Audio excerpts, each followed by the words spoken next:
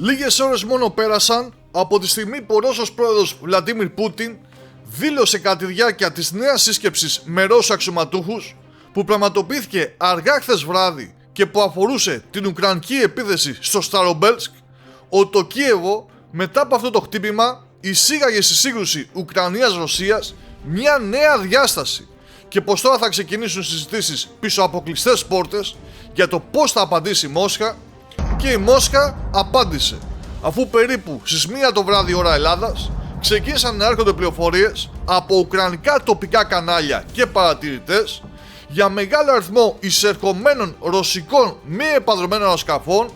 και εκτόξευση πυράβλων Καλίμπρ, ενώ ταυτόχρονα είχαν ήδη απογειωθεί και βρίσκονταν στον αέρα στρατηγικά βομβαρδιστικά αεροσκάφη του Πόλεφ 95MS και του Πόλεφ 160, τα οποία και αυτά λίγο μετά εξαπέλυσαν πλήθος πυράβλων Κρούζ. Αυτοί οι πυράβλοι Κρούζ, οι X-101, μαζί με επιρρηχητικούς Ζιργών αλλά και Ισκαντέρ,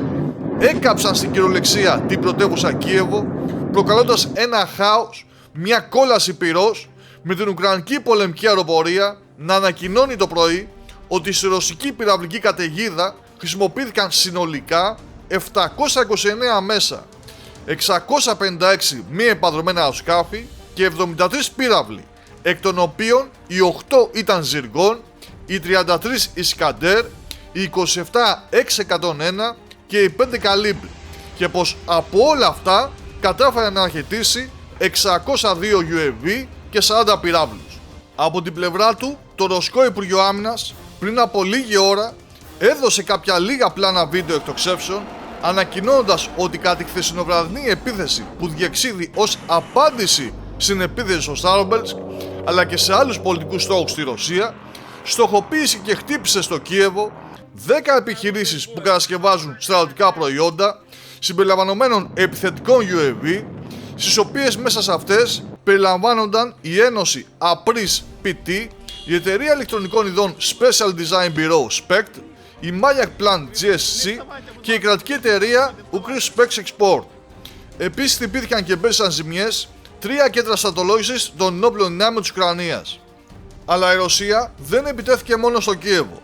Η ρωσική καταιγίδα έπληξε και άλλες περιοχές της Ουκρανίας, με το Ρωσικό Υπουργείο Άμυνας να αναφέρει χτυπήματα στα εργοστάσια Ομελτσέγκο και Motorzyk στη Ζαπορίζια,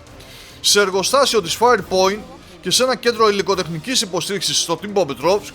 σε 3 επιχειρήσεις αμυντικής βιομηχανίας, συμπεριλαμβανομένης κρατικής αεροπορικής επιχείρησης του Χάρκοβο και σε 2 ουκρανικές καταστάσεις καυσίμων και ενέργειας που χρησιμοποιούνται από τις ουκρανικές ένοπλες δυνάμεις στο Χάρκοβο, στο κρατικό εργοστάσιο Ζότσκα Σβέστα στο Σούμι και τέλος επιχειρήσεις στρατιωτικής βιομηχανίας στις περιοχές Χμελνίτσκι και Πολτάβα και υποδομή 6 στρατιωτικών αεροδρομίων στις περιοχές Τσερκάσι, Ρίβνε, Ζιτόμιρ, Κυροβογκράντ, Χμελνίτσκι και Κίεβο υπέσταν επίσης ζημιές. Με απλά και κατανοητά λόγια, η Ρωσία χτύπησε τα πάντα όλα, χωρίς μάλιστα να χρησιμοποιήσει πύραυλο Ορέσνικ, κάτι που πολλοί ανέμεναν ότι θα πράξει.